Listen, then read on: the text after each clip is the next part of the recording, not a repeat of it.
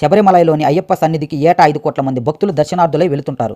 కంచిలోని కామాక్షి అమ్మవారి ప్రధాన ఆలయం వెనుకవైపు చేతిలో కొరడాతో అయ్యప్ప తన ఇరువురు దేవేరులతో దర్శనమిస్తాడు.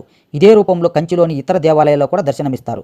మహిషాసురుని సంహరించినందుకు దేవతలపై పగ సాధించాలని అతని సోదరి అయిన మహిషి అనే రాక్షసి బ్రహ్మ గురించి ఘోర తపస్సు చేసింది. శివుడికి మరియు కేశవుడికి పుట్టిన సంతానం తప్పన నెవ్వరూ జయించకూడదు, అది కూడా ఆ హరిహర తనయుడు 12 ఏళ్ల పాటు భూలోకంలో ఒక రాజు వద్ద సేవాధర్మం నిర్వహించాలి.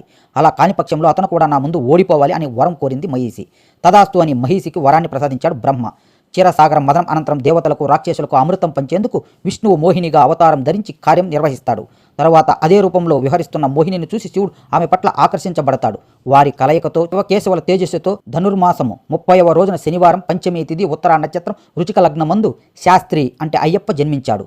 ఇతడు శైవులకు వైష్ణవులకు ఆరాధ్య దైవం. తండ్రి అయిన జగత్పతి ఆజ్ఞ ప్రకారం పంపా సరోవర తీర ప్రాంతంలో మెడలో మణిహారాలతో శిశు రూపంలో అవతరించాడు. ధర్మశాస్త్ర అయ్యప్ప స్వామి ధర్మ ప్రవర్తన ధర్మనిష్ఠి లోకానికి ఆశ్చర్యాన్ని కలిగిస్తుంది. తన భక్తులు ఏ ధర్మాలను పాటించాలో ఏ నియమనిష్టలతో ఉండాలో కొన్ని మార్గదర్శక సూత్రాలను ప్రతిపాదించారు.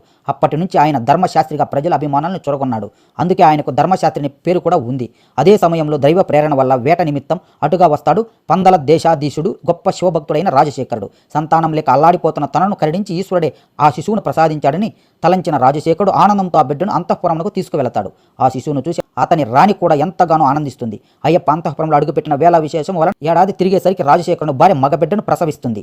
మణికంఠుని సాత్విక గుణాల వల్ల కొందరు అయ్యా అని, మరికొందరు అప్ప అని, మరికొందరు రెండు కలిపి అయ్యప్ప అని కూడా పిలిచేవారు. తగిన వయసు రాగానే మహారాజు కొడుకులిద్దరిని గురుకులానికి పంపిస్తాడు.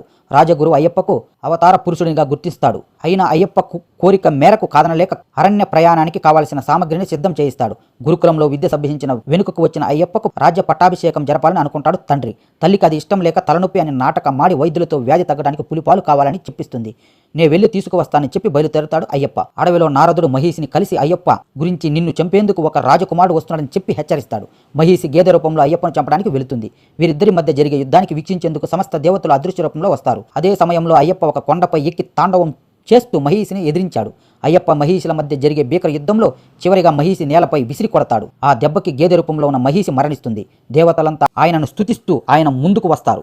అప్పుడు శ్రీ అయ్యప్ప ఇంద్రునితో, దేవేంద్ర, నేను పులిపాలు తెచ్చే నేపంపై ఇలా వచ్చాను కాబట్టి మీరందరూ పులులై నాకు తోడ్పడండి అని అడుగుతాడు. ఆయన కోరికపై అందరూ పులులుగా మారిపోతారు. ఇంద్రుడు స్వయంగా అయ్యప్పకు వాహనమైన పులిగా మారిపోతాడు. పులుల దండుల అయ్యప్ప తన రాజ్యాన్ని చేరుతాడు.